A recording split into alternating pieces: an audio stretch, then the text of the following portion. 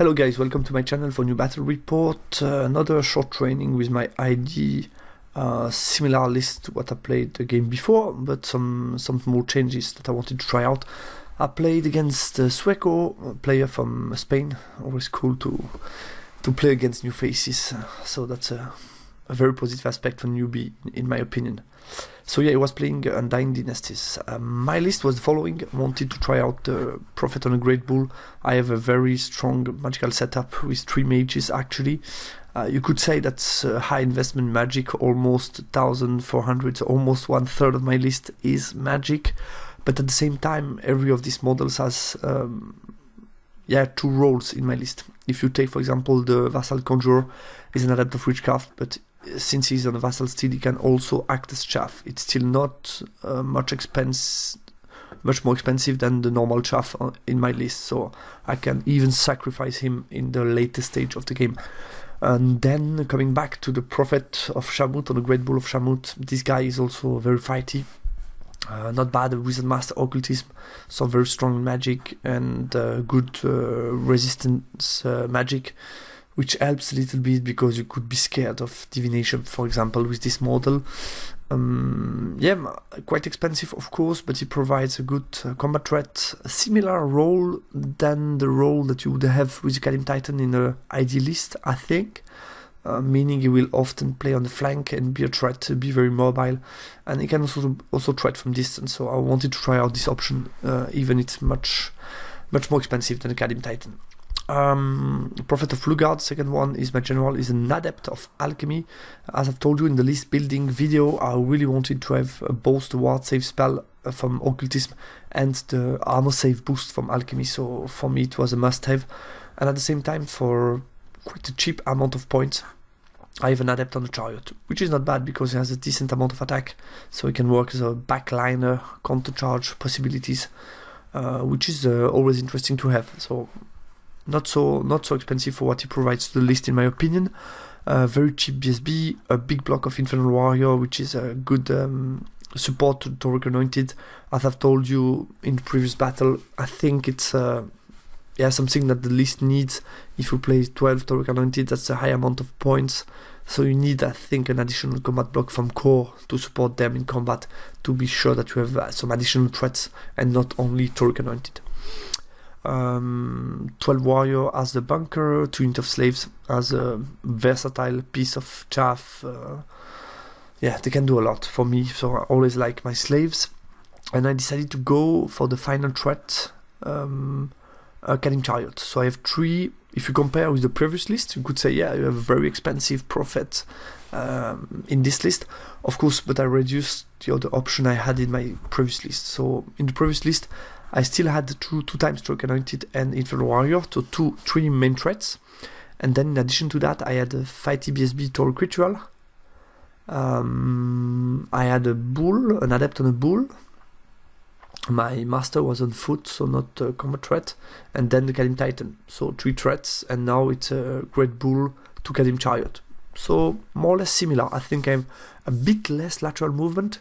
Only the Great Bull is very mobile, the rest of the list is not so mobile in lateral movement. So that can be a lack, we'll see if it's a problem or not. And of course Vassal Cavalry, so I have also an additional piece of chaff, which is always interesting to have, I think, if you have a combat oriented army list, because at some point you have to take charges and to make sure that your opponent cannot counter charge you. My opponent was playing a Master of Evocation with Soul Conduit, an Adept of Cosmology, a Nomarch on the Chariot, an Architect, 2 blocks, I guess, from Skeleton, 1 time in ambush, 1 time on the board, 5 scouts, 3 vultures, and then 4 big unit, 1 time the Cataphract with full command, I guess, maybe some Stalker standard or something, 8 chariot, and then 2 unit of Shapti bows, so 16 strength 5 shots, which is always scary to have, and they are also not bad in combat. We played the Frontline Clash and Secure Target. Regarding the spell, this is my spell selection, so I went with something I really wanted to try out, was the triple debuff of weapon skill. I have Rot Within, Hereditary, and Deceptive Glamour, which can be really effective for debuffing the weapon skill, which is interesting because my Great Bull and my Tauric Anointed have both weapon skill 5, meaning if I can debuff really heavily, I could make my opponents hit me on 5+, meaning also that I could hit on 2+, which would be very, very good with Toric Anointed that often wounds on 2+ as well. And then of course I took +2 armor save, ward save. I decided to go with Glory of Gold. I think I should have exchanged maybe Hereditary for this one, but my opponent has the Architect, so it can be good to have Glory of Gold to break the region. And he went with the Snipe, reroll to hit, reroll to wound, -1 toughness, Ice and Fire, and Perception of Strength. So what do I think regarding matchup? He has of course 16 Sharptie Archer, which are a big threat for my unit, especially my Great Bull of Shamroot, because he cannot survive this amount of shots if I'm not hidden. So I need to hide it carefully. Of course, he has 4 big blocks of close combat, so I need to come up strong in the combat to make sure I can deal with him quickly enough for him not to healing enough wounds. I think combat buff will be important. Both him and myself took a lot of combat buff to be strong in combat. My Anointed have some good matchups, especially against the Sharptie in combat, because he has only AP1 and weapon skill 4, meaning I am on 3+2+, and striking before him when I charge, which is interesting because I'm more mobile than him with my 7 Swift side, so I think my Anointed could have a good matchup here. I need to pay attention a little bit to the Serpents, but still interesting targets for them. He has not a lot of free drops if you look at his army list, meaning it's likely for me to drop first, to be quite compact, meaning I should be able to counter deploy in a smart way and minimize his turn 1, especially minimizing turn 1, I mean denying him interesting targets for his Sharptie shots especially. So this was deployment. As expected, my opponent decided to drop everything. So he put on the right side the unit of Chariot with no mark, the bunker with the mage, 2 pieces of chaff, 2 units of Sharpties, and the block of serpents. The second unit of skeleton was put in ambush. My deployment was the following. On the right, unit of slaves, my Great Bull of Shamroot behind the wall. I measured everything to be sure that he cannot do 6 and then shoot at me, so I'm out of arc. The same goes for the little mage, which is interesting. I put the Kadim Chariot with a great weapon in special behind the hill. The same goes for the Toric Anointed, which is interesting position because he cannot shoot at me, and then anytime I can go on the hill and be a big threat because I can charge far away from the hill, which is really interesting. And then, I forgot to tell you that I decided to put my second target here in front of the building. I think that was a very good spot for me because it's complicated for him to go for it. UD like often to play more or less compact, to be in range, to put the buffs, the heal, and so on. He's not very, very mobile, has a good charge range, but not very much single model oriented. These are all big blocks, so not so mobile, meaning it was always going to be hard for him to go for this one, because that would mean put a big unit here and then the rest the middle and go around. It's always scary because I can, basically, because there is an impassable, I can always come with more forces against him and take this token. And he decided to use the same technique and do a kind of mirror to put it in front of the impassable. So yeah, I used this position for the bull, which is interesting because I have a line of sight, and since I fly, I can always go around and threat with charges. A second unit of Anointed is far away. Basically, since I have a good march rate, not so bad. 12 is not so good, but still I can come back in the game easily. With 2 rounds, I can be within here and be a threat. So that was okay for me to minimize his turn 1. Basically, he can shoot at my orcs and the Infernal Warrior, and that's it. I also put far away my bunker and the general to be sure he cannot shoot at me. I think small mistake in the deployment was to put, I should have exchanged the position of the Kadim Chariot, because my general here would have been much more interesting regarding the range of the spell that I can cast. And I think that would have been much better. I wanted to have something around here to be able to cover some lines for the skeleton coming for this target if I decide to go full towards the center of the board with my Torque Anointed, so I needed something, but I think I should have exchanged somehow the 2 Kalim Chariot and have the general in range to cast the spell also on the right side of the board, where it can be good, especially for the Great Bull of Shamut. So it's turn 1. To my surprise, he comes very aggressively forward on the right, and the rest moves forward to be able to shoot at me.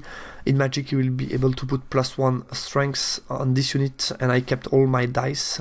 He did throw 5 dice at Touch of the Reaper against my Great Bull of Shamut. I had kept my 5 dice, and Magic Resistance 2 helps a little bit, so I was able to dispel it. I was quite happy to dispel it because it's always scary to take some health point early in the game. And then shooting, I put all the shots from the Chariot against the Bull. I was able to do 1 save, so happy. I took no wounds, and the Shapti killed some Orcs and some Infernal Warrior, and that was my turn 1.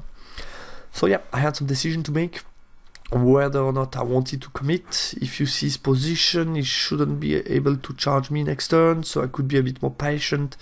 But, you know, I try to be a bit aggressive when I have the opportunity to do it in training game, because I think it's interesting to see what your unit are capable of. So I wanted to try out. So I charged with the Bull. It was a thick Swift Ride from behind the wall. The Impassable, I was able to do it. I made the mistakes because the Nomarch is here on the left, and I don't know why I decided to connect in the middle. My thought process was the following before charges. I know that the Nomarch gives +2 weapon skill. I know he has weapon skill 3. So my idea was using the CC debuff, issuing a challenge. He will probably refuse, and then in my ID he will not benefit from +2 CC. But I was wrong. He's still benefiting from +2 CC. So that's why my position was very bad, because going up here on the left, I could have attacked against Nomarch, and I forgot also that he was flammable. So yeah, that's 7 attack, 5 of them, which can reroll to wound against Nomarch. So I think I had good odds, maybe killing him in 1 round. If not the second round, I can probably kill the Nomarch and then have a much easier combat with the -2 in weapon skill on the unit. So yeah, big mistakes here on the right side. And the rest basically come forward aggressively. I didn't want to be too much forward with my Anointed, because then this unit would need a bit more time. He could basically really focus, chaff me, and then be aggressive, and I would need too much time to come to support. And also I didn't want to make too obvious that I had some possible charges on next turn. My idea was, if he doesn't move, I'm still on the hill, still quite far away, but I can reroll and try to charge. I'm still far away from Serpents, so an interesting position for me on this hill, I think. Yeah, I thought if I come 2-3 inch forward, obviously will chaff me with the Voltor. If I stay a bit behind, we'll see what he does. But it's not likely that he will chaff me if I have a long charge. Maybe not, I think. And I move also the Kalim Chariot. Of course, it's a good target for the Shapti Archer, but I wanted to be able to support with a long charge here. I move forward. Yeah, that was it, more or less. Everybody moved forward. Also, I didn't like that much the position of my chaff in this game. It was always to be difficult to place them because of the Shapti Archer, but yeah, I knew they were ready for rather later stage usage, because if I put them centrally, it will just kill them easily. So I know that I'm going to keep them on the side and then use them in maybe turn 3, 4 or later. So yeah, that was it in Magic. I tried to put a breast weapon on my Bull, dispel by my opponent. I was able to cast Rot Within, so -1. And then I tried to put the Ward Save on myself. My opponent dispelled it. I tried to put -1, an additional -1 in weapon skill against the Chariot. My opponent dispelled it, and then I was able to cast Hereditary. So total, he has -2. So in my mind, at this point of time, I was like, okay, as weapon skill 1, it's perfect. Eating 5+, wounding 5+, I should be fine. But I forgot. I realized later on that he's still giving +2 weapon skill to the guys. In close combat, I issue a challenge. He refused. I strike at the unit. I do only 4 wounds with impact and my 7 attacks. I decided not to use my breath. I think it's good to keep it for next round. And since I made already stupid mistake, I forgot to reform and be in contact with Nomarch for the next round, which is stupid. His turn 2. Of course, he had no counter charge on the bull, so he moves, to my surprise, a bit too much forward with the Shapti on the right, giving me a 10 rerollable for the Anointed on the hill.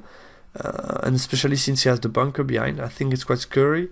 He also forgot to change the target of the regen, leaving it on the Serpent at the moment, which is not so useful. So interesting possible game-breaking charge for the Anointed. Yeah, you see here the amount of wound that I did between the impact and then the instability, I think it's called in English. So yeah, in Magic he tried to put +1 strength with healing. He did a high roll with 3 dice. I used all my 5 dice to dispel it because I didn't want +1 strength again. And then was able to cast reroll to hit with a heal and reroll to wound as well, but with no heal, but still not bad at all to have a full reroll. It's quite scary. I don't know what was worse between +1 strength and then rerolling. Maybe reroll is worse. I don't know the odds, to be honest. And with shooting, he did 3 wounds to my Kadim Chariot. In close combat, I used my breast weapon, but again, I'm only able to do not a lot, 5 wounds this time. He did 4 wounds to me, so it was a draw because of the standard. I have only 1 wound left, so basically I'm dead, which is problematic. And again, I forgot to reform. So yeah, too many mistakes for the bull to survive in the game, but still I have a good opening in the center of the board.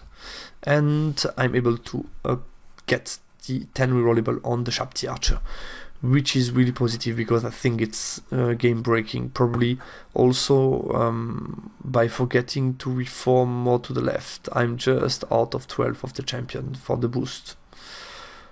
Yeah, it's too much mistake from. Let's say it was the first time I was playing the bull. That's why I made so many mistakes with him. But yeah, he's basically dead and out of range to give boost to this unit. Here I decided to move forward. The skeleton appeared on the last round, so just make sure he's in my front, not to lock me in the flank and then counter charge. I move my chaff out and move my prophet to zone these guys. I will be able to charge them. The rest move forward, but yeah, basically I think that I should be able to kill them if I'm able to give the good combat boost. So we'll see. And here I tried also the 12 rerollable for the Kadim Chariot. Unfortunately, I was not able to contact this unit, but I'm really happy to get this charge off. In Magic, he used the Binding Scroll for the Toxic Breath on the bull, and then I cast Rot Within on the Shapti. I was able to get it off, so that was good. And then with 4 dice against 4, we had only 6 dice in this phase. 4 against 4, I was able to cast -2 weapon skill on the Shapti unit, which is awesome because he has weapon skill 1, so I'm 19 attacks on 2+2+, plus 3 impact hits, which is huge, completely huge. Obviously, close combat, what happens?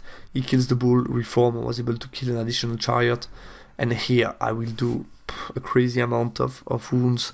I did 12 wounds with my normal attack, plus 2 from impact, so yeah, that's enough to make him crumble, and then I can irresistible on the bunker, which is awesome. And basically here, since he has form on the left, he's still able to reform that way, but to be able to charge, he will have to charge with the light cav as well. That's the only way he can counter charge, and he has a counter charge from the bird, so it will be a nice test for the Anointed, but still I'm feeling pretty confident. So yeah, Anointed, who took no wounds at all. I was able to pass a couple of armor save, get into the bunker. I get counter charged by birds, light cav, chariot. Still I should be okay, I guess. And here I just reformed, moved a bit forward with the Shapti Archer to shoot at my Kadim Chariot, and yeah, that was it. And here on the left it just reformed, but basically I should be able to deal with him only with the Prophet. I think that should be enough. In the Magic phase, he's able to get reroll to hit on the Chariot with 3 dice. He rolled 2 times 6 and a 1, so that was too much for me. Then he tried to put reroll to wound on them. I dispelled it. I tried +1 strength on them, but failed, and then he decided to try -1 toughness on my guy, and I dispelled it with 3 dice against 2. So pretty happy. Only 1 combat boost is not too much for the Chariot, especially since he was not able to heal some wounds, so not additional attacks from the Chariot side. Yes, since I charge, I'm agility 4, so I'm getting first, if I'm not mistaken. So basically what I did, I put this guy on the bird on the side, this guy on the light cav, and the rest in the front, and I put 6 attack against the Hierophant. I really wanted him to die and then to crumble everybody, so that was really my idea. So 6 attack to make sure on 3+2+ should be able to be enough, and then the rest on the unit basically. What happened is I did 12 wounds totally. He did like 2-3 wounds to me, so it was like, no, I think he did only 2 wounds to me. I rolled a couple of armor save, and basically was losing by 9, so meaning here there was only the Nomarch left that died, this one died, here there was only like the mage and 2 guys left, because also of the crumble, a lot of health points died in this unit. Yeah, basically that was over. That was over after this point, so again, very short game, decided by the Anointed on the right side. Yeah, that's my new little table to analyze the post game. I think it's much easier for you guys to read it. I try to separate it in the different categories of my analysis, so I think it makes things interesting for me and for you. So first part that I want to talk about is the macro level. Basically, I think my deployment was good. A good minimization of the T1. That's a 16 shot that didn't go against my juicy target, so I was quite happy about that. Token position was good as well. My opponent decided not to play for my token, so I think I was quite happy about the global macro. Even I made a small mistake. The chariot could have switched position. So I think that's the one thing that I would have changed, of course, in my deployment. To have as I've told you, to have the range for my mage, my general, to boost the bull, give him reroll with alchemy and so on. And the micro level, I forgot too many things on the right side. I forgot that he kept the +2 CC. I forgot that the Nomarch was flammable. As I've told you, I should have contacted him, kill him in 1-2 round, and then I should have been fine with the bull alone. Also, my placement was not good on the right. I was not able. I was just missing a small distance to be able to contact with the Orc Slave. So.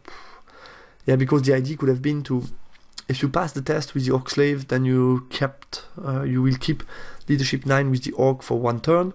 So then I should have been able to, on the 3rd round of the combat on the right, to countercharge the chariot, and at least if my bull dies, then my Orc Slave would be steadfast, most likely, and be able to stick on the 9, most likely. And therefore the chariot not able to countercharge my token anointed. Even it was not a huge threat, also because of the magic. I think with a better magic phase he could have been able to do much more damage on my anointed, which would have been problematic. Regarding the list, really happy about the list. I had so much fun playing it. It looks really cool to play these models. I'm looking forward to play them on a real table. I own 12 models from Forge World that I bought very expensive a couple of years ago, so I'm really looking forward to paint them. So this kind of list would be a good way to be motivated to paint these models. Also, I have a great bull, never played it on the table, so I would be really happy to play it because it's already painted and just waiting to be played. But basically, yeah, it was really cool. I'm not sure I will keep everything as it is at the moment, but still it was cool to play, interesting. I don't know, am I totally convinced by the Great Bull? Not 100%, but still, magical setup was really cool. Great Bull was a good threat. I played him very badly, I think, in the way I arranged combat, and that was the main problem. But apart from that, I think it's a cool threat to have. Of course, he has a big target on his head because he's worth a lot of points, so the opponent could focus him to kill my master and big combat threat. So we'll see in the future battle how it goes, but I want to try him again. A magical setup offered plenty of combat buff. I think I didn't use alchemy because I was very bad placed, but with alchemy in addition to that would have been really nice. I think the casting value are not so high of occultism with a master. It's quite easy to cast. We can try to cast 4 or 5 spells sometimes, which is really nice with hereditary, which is also a very cheap spell to cast, so to say. So yeah, the CC debuff combo worked really well. I was a bit lucky to be able to reduce the Shapti to weapon skill 1, but that worked well, yeah. And also, of course, huge aspect, my opponent forgot to choose the optimal target for the regen, and that was huge, because if he's able to have regen on this Shapti, I mean, that's something completely different, because then he maybe is able to save 3-4 wounds and maybe survive to my charge, which is a complete different story. So that was huge.